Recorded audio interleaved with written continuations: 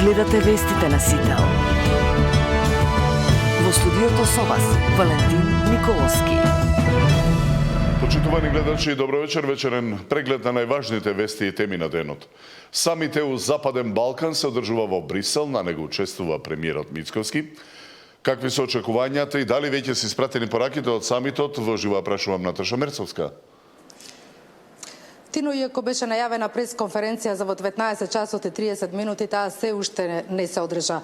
Но на состанокот со кој преседава председателот на Европскиот совет Антонио Кошта, се очекува да се искаже, односно да се повтори стратешкото партнерство меѓу Европската унија и Западниот Балкан. Унијата исто така ќе ја потврди своите заложби за проширување, ќе го каже напредокот во тој процес, но ќе повтори важноста за спроведување на реформите кои што се бараат од земјите од Западниот Балкан, усогласување на законодавството со европското, добрососедските односи и регионалната соработка.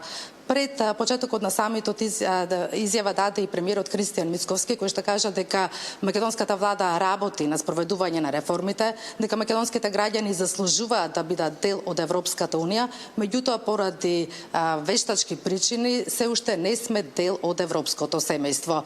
Исто така тој очекува дека ќе бидеме оценети врз основа на спроведените реформи, а не по однос на билатералните прашања. Овде предлагам да ја слушнеме изјавата на премиерот Мицковски.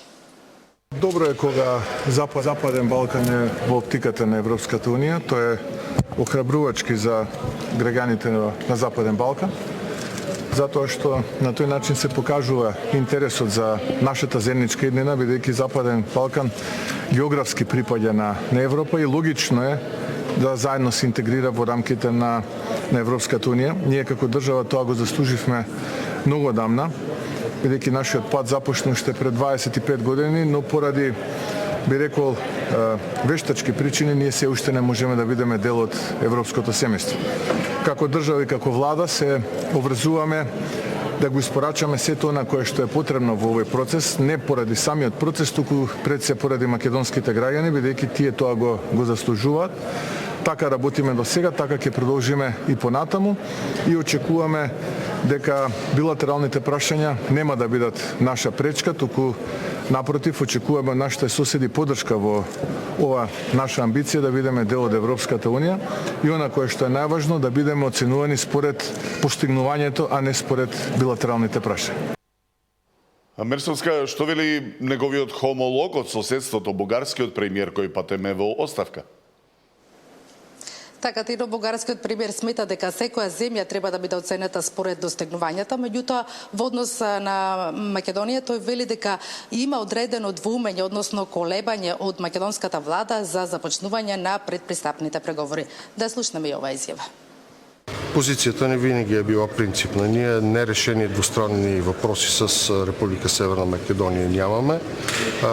Ние не водиме никакви спорове с Република Северна Македонија по въпроси, които са свързани с така наречения компромис от юли месец 22 година. Това вече е общо европейска позиция и нашата позиция като страна член е всяка страна кандидат за член на Европейския съюз на базата на собствените си заслуги да бъде оценявана за напредъка си от Съюза, а не от отделна страна членка. В този смисъл ние считаме, че оценката за напредъка по отношение на отварянето на клъстър 1, който е свързан с преговорната рамка, показва едно известно колебание от страна на колегите в Скопие, но това не е въпрос, по който ние даваме своето мнение и отношение. Българската позиция е ясна и тя беше изразена с единодушие от Народното събрание тази година. Инаку, Тино, самитот ЕУ Западен Балкан е годишен состанок каде што присуствуваат високи представници на Европската унија, но и представници од 6 земји од Западниот Балкан. Тоа се Македонија, Албанија, Косово, Србија, Босна и Херцеговина и Црна Гора. За прв пат годинава Србија нема свој представник. Самитот ќе трае и следните 2 дена. Наташа Мерцовска од самитот ЕУ Западен Балкан, кој веќе повеќе од 2,5 часа ја пречекорува агендата зацртана од предходното договорено. Љупчо Пецов ѓаволот, кој беше баран со меѓународна потерница, синоќа сам се предал на полицијата. И покрај тоа што беше во бегство, обвинет за милионски финансиски криминал и даночно затајување во случајот Синџир, обвинителството ја преиначи мерката и од затворски притвор бараше тој да биде во куќен притвор. Љупчо Пецов ќе биде еден од ретките осомничени кој од бегство добил куќен притвор. Образложението на обвинителството е дека му е нарушена здравствената состојба, сам се пријавил и ги предал пасошите, но имало и ризици по неговата безбедност ако биде во притвор. Од кривичниот суд појаснуваа дека судот не може да определи посилна мерка од таа што е предложена на записник. Предавањето на Пецов следи откако викендов неговиот адвокат и поранешен државен правобранител Фехми Стафа беше фатен со мито од 20.000 евра од сестрата на Пецов, пари со кои требало да влијае врз апелационен судија за да му се укине притворот на Пецов. На Стафа претходно му биле дадени уште 30.000 евра од сестрата на Пецов. Судот му определи нему 30-дневен ефективен притвор. ВД државен јавен обвинител ќе се бира утре од страна на Советот на јавни обвинители, а по оставката на Љупчо Коцевски. Од владеачката партија и денеска вела дека заминувањето на Коцевски е почеток на неселективна и навремена правда. Советот на јавни обвинители утре ќе избира привремен наследник на Коцевски. Седницата со единствена точка на дневен ред е закажана за во 11 часот. По вчерашната оставка на Коцевски според Законот за јавни обвинители, веќе тече и рокот за избор на нов државен јавен обвинител. Огласот кој треба да го распише собранието трае 15 дена. За сите пријавени кандидати, владата потоа треба да побара мислење од Советот на јавни обвинители, кој пак има рок од максимум 30 дена да даде позитивна или негативна оценка за кандидатите. Владата има право да предложи кандидат само од оние кои добиле позитивно мислење, додека пак ако сите кандидати добијат негативно мислење, собранието ќе треба да распише нов оглас.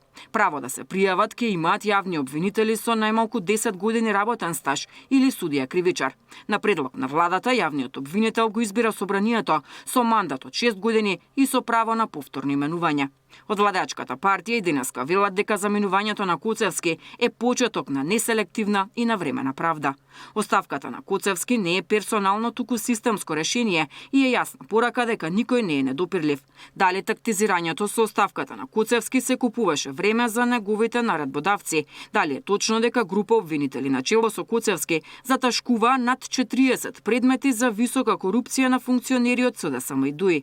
ВМРО ДПМН ќе инсистира за независно, професионално и департизирано обвинителство, велат од партијата. Коцевски пак, кој вчера поднесе оставка пред да биде разрешен, до самиот крај остана на ставот дека владината иницијатива е политички мотивирана и правно неиздржана. Премиерот Мицковски пак претходно ги повика сите кои ги исполнуваат критериумите и кои сакаат правда да се пријават на огласот за наследник на Коцевски. Деспира Тодоровска, Сител телевизија. Државниот санитарен и здравствен инспекторат побара стручна комисија да провери дали починатото новороденче на Гак било соодветно лекувано. Обдукцијата не е готова, а началничката на одделот за интензивна нега писмено пријавила дека нејзина колешка несоодветно го лекувала бебето, иако комисијата не нашла недостатоци. Стручна комисија ќе проверува дали починатото новороденче на Гак било соодветно лекувано. Ова го иницираше Државниот санитарен и здравствен инспекторат откако вчера направиле вонреден инспекцијски надзор на клиниката. Од инспекторатот информираа дека како причини за смртта на бебето биле наведени отежнато дишење и компликации на белите дробови и други витални органи. Од здравство вела дека министерот во текот на денот ќе ја состави комисијата, која треба да утврди дали има лекарски пропусти во третманот на новороденчето од Тарачиново, кое починало на 1 октомври, само 3 дена по раѓањето. Предходно на 29 септември истото 2 пати било реинтубирано. На 1.10 се влошила состојбата на детето, па повикане детски кардиохирург и детски хирург, кој поставил дрен поради наод на масивен пневмоторакс десно. А од страна на дежурниот педијатар на одделението за интензивна нега и терапија, субспецијалист по невропедијатрија, извршене и ултразвучен преглед на мозок со наод на едема церебри. Поради тешката состојба, пристапено кон кардиопулмонална реанимација, даван е адреналин во 3 наврати, но без успех и настанате екзитус леталис во 19 часот на 1.10.2025 година. Но во извештајот од интерната комисија за квалитет на клиниката стои дека критичниот ден на 1 октомври од страна на дежурниот педијатар по Пладнето била донесена одлука да го реинтубира новороденчето, а постапката била неуспешна, траела дури 20 минути и притоа е оштетено грлото на бебето. Ова го посочила и началничката на одделот за интензивна нега кај директорката на ГАК, каде писмено пријавила дека незината колешка несоодветно го лекувала новороденчето. Затоа постапувала и комисијата која се состанала во 2 наврати. Во тој дел да, постапено е правилно. Дали вие ги видовте тие записници од комисиите?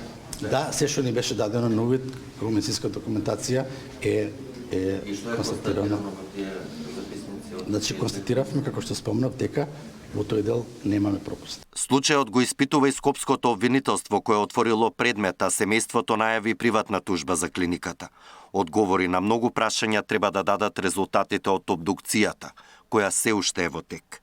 Александар Динев, Сител телевизија. Претениците на СДСМ остана надвор на денешната седница на која антимигрантската резолуција на мнозинството влезе во собрание.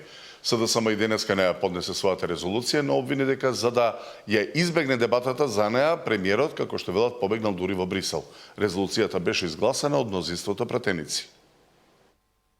Кажува и се поништуваат политиките на поранешната влада, поврзани со мигрантски кампови, и се нагласува значењето на јавната стабилност и меѓуетничките односи и се повикува на одговорен јавен дискурс и почитување на фактите кои што имено од институциите и од британската амбасада беа укажани овие денови. За жал, некој на штета на меѓународниот углед и интерес на нашата држава продолжува да ја злоупотребува оваа тема и од таа причина поднесена е оваа резолуција во која што во 9 чекори се означени сите оние шпекулации и манипулации кои што деновиве се пласираат помеѓу граѓаните. Откако побегна премиерот, нормално побегна и неговите министри. Затоа, во знак на протест против вакво понижување на собранието и на граѓаните, пратениците на СДСМ ја напуштија седницата. ДПМН е свесно и намерно побегна од расправа во највисокиот законодавен дом. Планот е прво избори, а потоа мигранти во Македонија.